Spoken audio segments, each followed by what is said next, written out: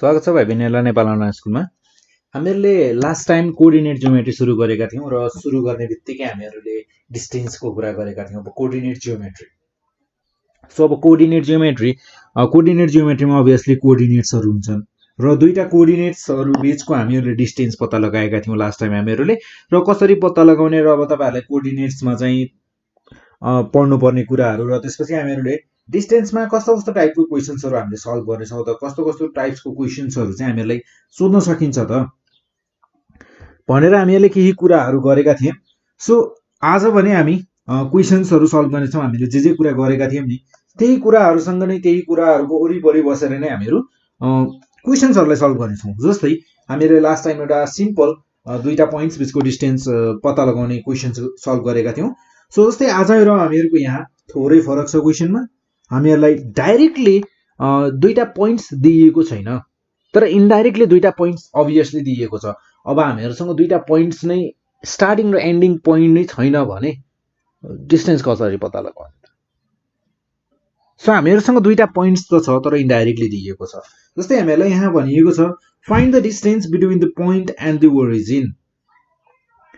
हामीलाई यहाँ एउटा पोइन्ट दिएको छ 1,5 र त्यो पोइन्ट र ओरिजिन बीचको डिस्टेन्स कति छ त? Find it. ओरिजिन र त्यो गिवन पोइन्ट बीचको डिस्टेन्स कति छ पत्ता लगाऊ भनेको छ। सो ओरिजिन भन्ने बित्तिकै हामीहरुको जस्तै ओ भनौं 0,0 ठीक छ। सो ओरिजिन भनेको हामीहरुको 0,0 भयो र 0,0 र 1,√2 को बीच डिस्टेन्स कति छ पत्ता लगाऊ भनेर भनेको छ। So here let O be the origin, let O 0,0 be the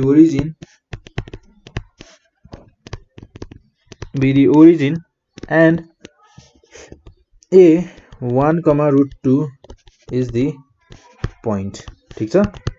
हामीहरुको O 0,0 origin भयो र त्यसैगरी ए भन्ने मैले एउटा पोइन्ट दिए नाम दिए मैले 1,√2 लाई मैले एउटा नाम दिए ए भनेर नाम दिए। तपाईहरुले पनि दिन सक्नुहुन्छ नाम तपाईहरुको आफ्नो इच्छा अनुसार A B C D X Y Z J दिनुस् तपाईहरुको इच्छा।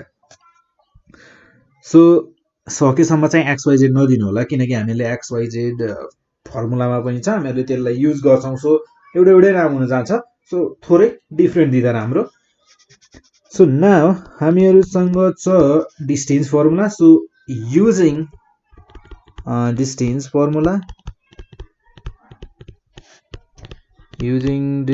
फर्मुला we get हामीहरु पाउँछौं के पाउँछौं हेरौं। सो डिस्टेन्स हुने भयो हामीहरुको ए देखि 0 सम्मको भन्नुस् चाहे 0 देखि ए भन्नुस् ओरिजिन देखि ए देखि 0 जे भन्दा पनि भयो। सो हामीहरुको डिस्टेन्स भनेको हुने भयो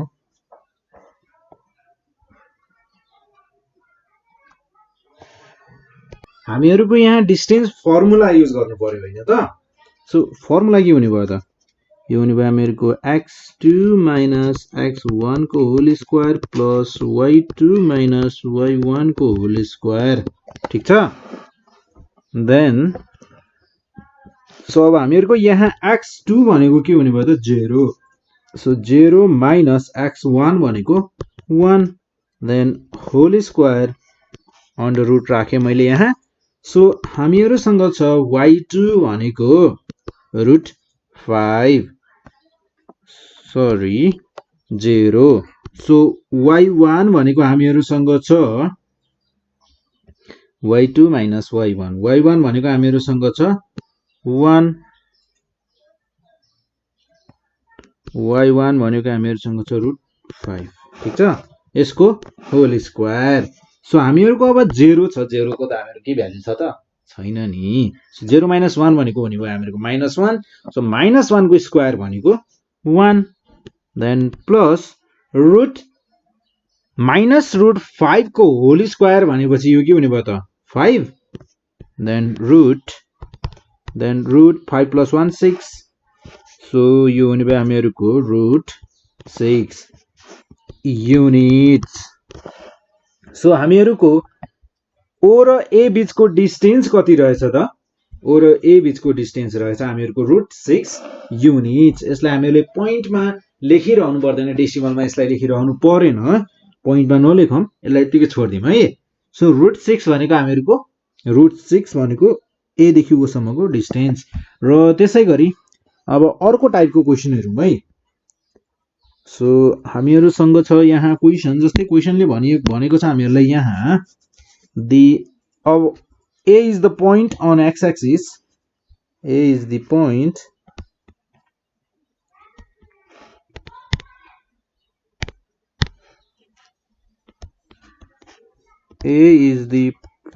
on x axis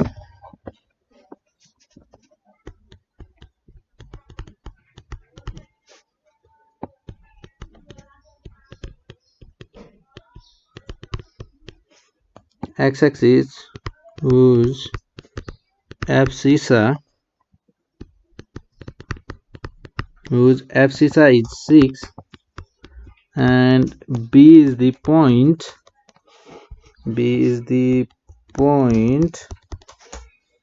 on y-axis whose ordinate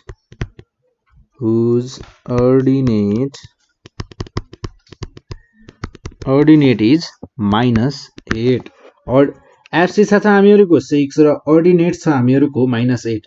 abscissa 6 हामीहरुको x axis मा a पोइन्ट को लागि र त्यसैगरी अर्डिनेट -8 हामीहरुको b पोइन्ट को लागि। सो त्यसपछि भनिएको छ हामीहरुलाई फाइन्ड द डिस्टेन्स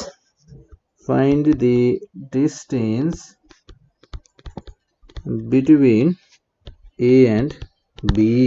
सो अब यो क्वेशनलाई फर्स्ट अफ अल हामीहरु एउटा फिगरमा उतारेर यसो हेर्ने कोसिस, एनालाइज गर्ने कोसिस गरौँ। सो के गर्नु भन्दाखेरि तपाईहरुले पनि क्वेशन्सहरुलाई जहिले पनि यदि फिगरमा लेख्न सकिन्छ, फिगरमा उतार्न सकिन्छ भने फिगरमा उतारिहाल्ने। त्यसलाई फिगरमा उतारेर हेर्दा त्यहाँबाट एनालाइज गर्दा त्यसमा हामीलाई के कुरा दिएको छ, के कुरा निकाल्नु पर्ने छ भनेर हामीले फिगरबाट हेर्न सक्यौं भने एकदमै सजिलो हुन जान्छ है क्वेशन। सो जस्तै अब हामीहरुलाई यहाँ भने अनुसार जे भनेको छ त्यही कुराहरु त गर्ने हो नि फिगरमा पनि। जस्तै अब हामीहरुलाई यहाँ भनेको छ first of all X axis र वाइ एक्सिस को कुरा गरेको छ। सो मैले यहाँ एक्स एक्सिस र वाइ एक्सिस बनाउँछु। फर्स्ट अफ अल चाहिँ मेरो फर्स्ट काम भनेको यो भयो मेरो वाइ एक्सिस, तर जस्तै यो भयो मेरो वाइ एक्सिस र यो भयो मेरो एक्स एक्सिस, सिम्पल, ठीक छ। देन एक्स एक्सिस, सो यो भयो मेरो ल वाइ एक्सिस, ठीक छ। र हामीहरुलाई भनिएको छ a is the point on x axis. ल मान्नुहोस् मेरो a भन्ने पोइन्ट एक्स एक्सिस मा छ, यो भयो पोइन्ट भयो ल मेरो a भन्ने पोइन्ट, ठीक छ। मैले यसलाई भन्ने a भन्ने पोइन्ट भने। सो त्यसैगरी हुज एब्सिसा इज 6, a भन्ने पोइन्ट छ एक्स एक्सिस मा जसको एब्सिसा छ 6। हामीहरुलाई यहाँ एक्स एक्सिस मा भएको पोइन्ट जुन छ a त्यसको एब्सिसा 6 भन्नुको मतलब के हो भने हामीहरुलाई इन्डाइरेक्टली कोअर्डिनेट यसले दिइसक्यो। हुज एब्सिसा इज 6 भन्ने बित्तिकै हामीहरुलाई यसले कोअर्डिनेट दिइसक्यो a को लागि। सो यो हुने भयो हामीहरुको कोअर्डिनेट। a भन्ने पोइन्ट एक्स एक्सिस मा छ भन्नुको मतलब वाइ एक्सिस मा मुभ नै भएको छैन, यानी कि y भनेको मेरो 0 हुने भयो। र एब्सिसा भनेको हामीहरुको के हो त, एक्स एक्सिस मा कति टाढासम्म मुभ भएको छ त, त्यो भनेको नै हामीहरुको के हो त, एक्स एक्सिस हो, एब्सिसा हो।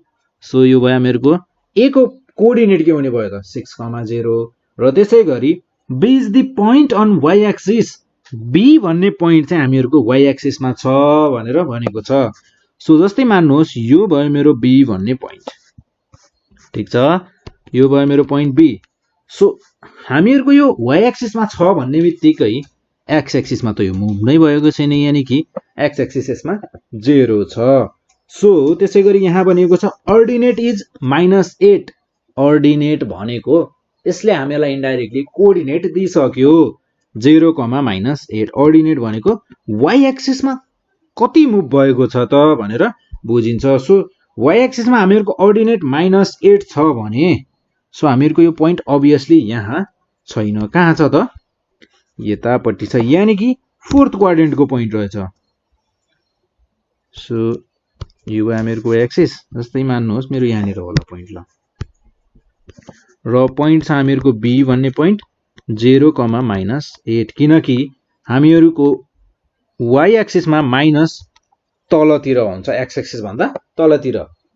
सो त्यसै गरी अब हामीलाई भनिएको छ find the distance between AB, ए र बी बीचको डिस्टेन्स कति छ पत्ता लगाऊ भनेर भनेको छ। अब मैले जस्तै यहाँ ए र बी लाई जोडिदिए भने त एउटा स्ट्रेट लाइन पो बन्यो त यार। अब स्ट्रेट लाइन बन्यो भनेपछि त हामीलाई डिस्टेन्स फर्मुला थाहा छ।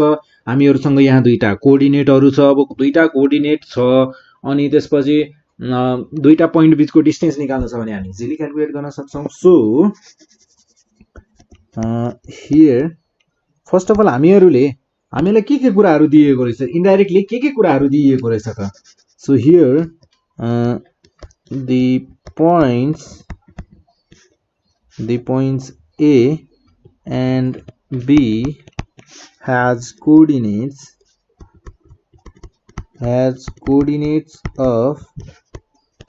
of 6, 0 and B को छ हामीहरुको 0, -8 respectively। ठीक छ, यो कुराहरु हामीहरुले बुझ्यौं। So now using distance formula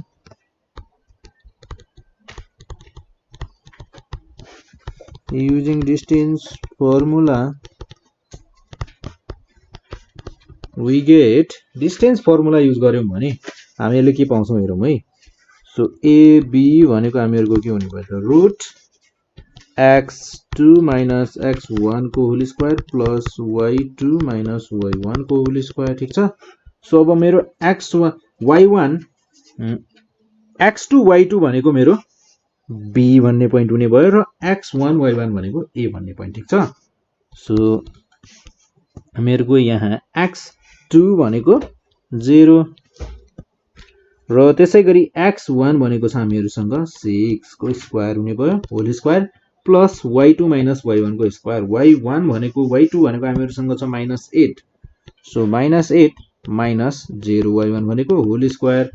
so -0 - 6 को होल स्क्वायर भनेको 36। इजी छ।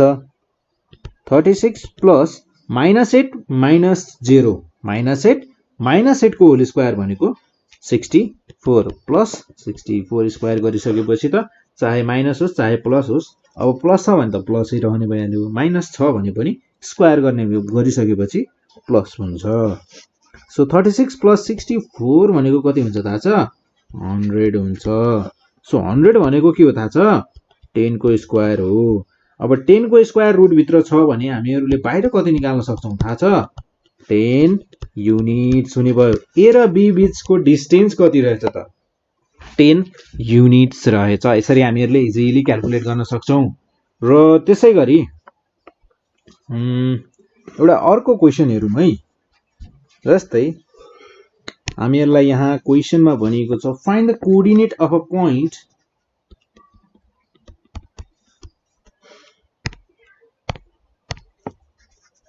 find the coordinate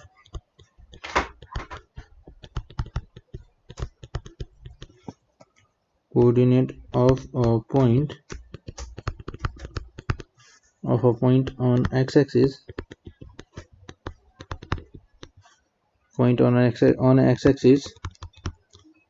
which is at a distance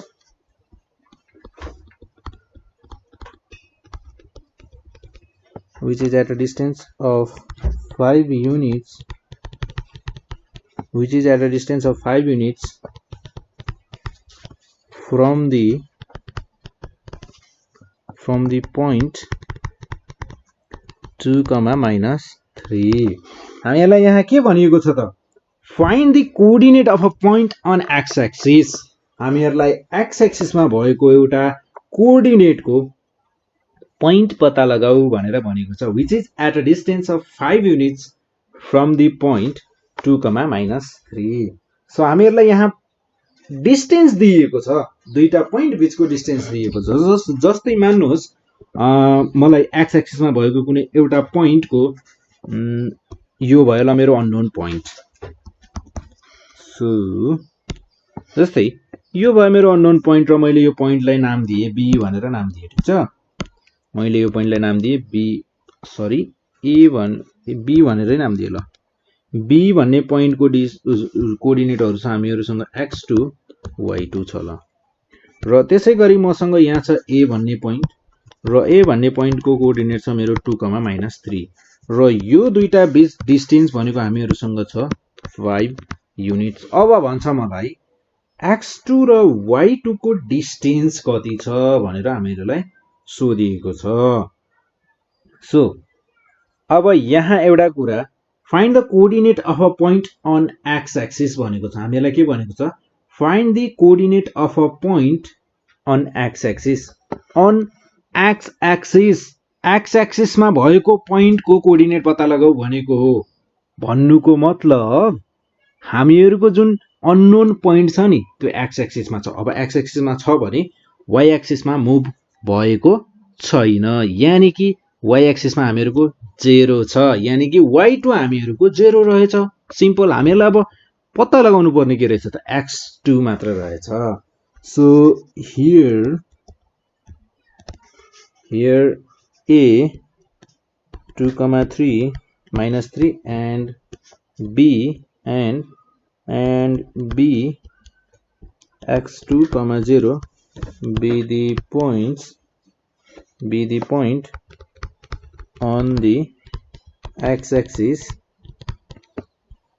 हैन, be the point on x axis। So हामीहरुको यहाँबाट using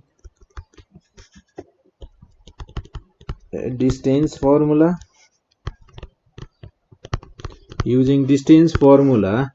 हामीहरुले यहाँ a b बीचको डिस्टेन्स पत्ता लगाउनु पर्यो भने के गर्छौं त अब x2 - x1 को whole square plus y2 - y1 को होल स्क्वायर। ठीक छ।